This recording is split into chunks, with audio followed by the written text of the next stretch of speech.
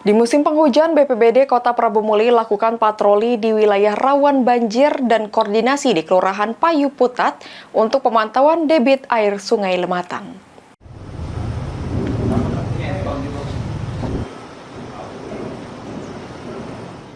Di musim penghujan, BPBD Kota Prabu Muli lakukan patroli di wilayah rawan banjir.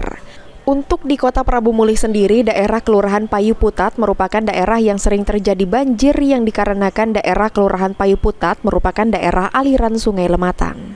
Wilayah Kelurahan Payu Putat kebanjiran karena banjir kiriman dari hulu seperti dari daerah Lahat dan Muara Enim. Kepala Pelaksana BPBD Kota Prabu Muli Sriyono mengatakan, BPBD Kota Prabu Muli terus berupaya melakukan pemantauan debit air Sungai Lematang dengan berkoordinasi dengan pihak Kelurahan Payu Putat. Kami dengan tim BPBD melakukan monitoring kegiatan apabila curah hujan mulai tinggi. Jadi personil kami menggunakan mobil untuk patroli di wilayah-wilayah yang memang rawan banjir.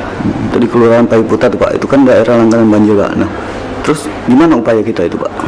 Nah, itu kan merupakan daerah aliran Sungai Lematang. Jadi banjir di Payu Putat itu kiriman dari hulu. Apabila hulunya tinggi, debit curah hujan segala macam itu tinggi, hilirnya pasti kena imbasnya sepanjang Sungai Lematang, Kabupaten Muara Enim,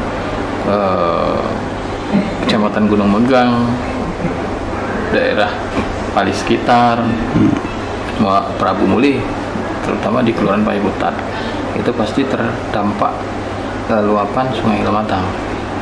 Jadi upaya kami selalu berkoordinasi dengan pihak kelurahan untuk pemantauan debit air apabila terjadi curah hujan di hulunya.